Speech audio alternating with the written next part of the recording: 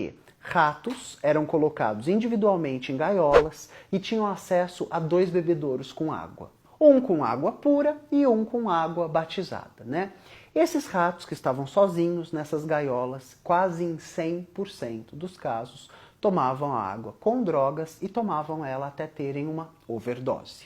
A partir daí, no início do século XX, vai ser formada uma teoria de que o uso em drogas vicia e esse vício vai levar a uma overdose. Essa é a ideia que a grande maioria das pessoas tem sobre drogas. Nos anos 70, o professor Bruce vai repropor esse estudo, mas agora com algumas alterações. Os ratos serão postos em gaiolas com muitos amigos, alta disponibilidade de sexo, muitas distrações e enriquecimento ambiental. Eles vão ter bolinha colorida, ração, estopa, túneis, água sem batizar e água batizada. O número do estudo do início do século de quase 100% dos ratos viciados morrendo por overdose cai para um número próximo a 0. Então, os ratos que estão nessa gaiola com amigos, companhia, distração, comida, oferta de amizade, sexo, vida em comunidade, não usam a droga. E quando a usam de forma recreativa, sem overdose. Desde os anos 70, a gente sabe que o que vicia, o que torna pessoas viciadas, não é exatamente uma postura criminal e nem o entorpecente em questão, mas a gaiola na qual a gente está preso.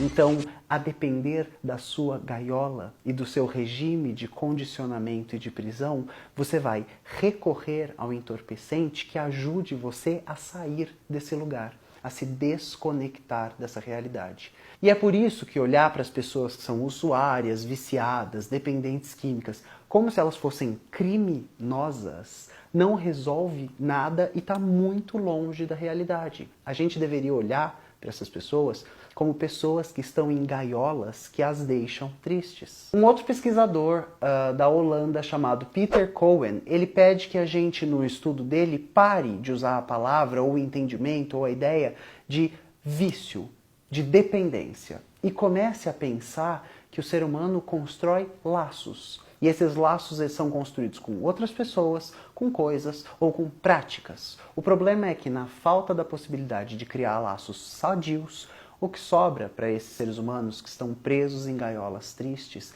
é a única possibilidade de criar laços de dependência com entorpecentes, com substâncias que fazem mal. E para que a gente aproxime esse estudo ou essa ideia da gente, é só pensar em você que está vendo o vídeo e está, por exemplo, com uma garrafinha de água com você. Vodka é legalizada. E por que ao invés de água nessa garrafinha, você não tem vodka? E por que ao invés de suco, chá, açaí, você não toma vodka com todas as refeições? Provavelmente a resposta na qual você vai chegar é que você não faz isso porque você não precisa, não quer e não depende disso para nada. Quando a gente pensa na legalização da droga, que vai aumentar o consumo e que agora pilotos vão voar os aviões depois de terem fumado um baseado, é só a gente pensar se os pilotos voam seus aviões depois de terem tomado 1 litro de uísque. E a gente vai saber que não. Porque eles não precisam, porque eles não querem, porque eles não podem.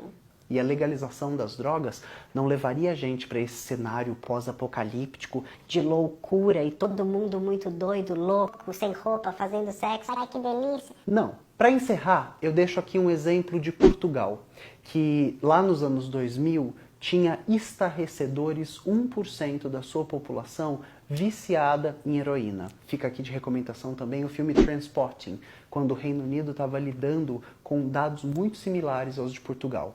Bom, depois de mais de uma década de luta por essa guerra contra as drogas que trata o usuário como um doente criminoso, Portugal não viu avanço nem mudanças sociais nenhum. A partir de um painel liderado por um médico chamado Dr. João Gulão, os portugueses chegaram à conclusão de que a melhor alternativa seria a legalização de todas as drogas, de cannabis a crack.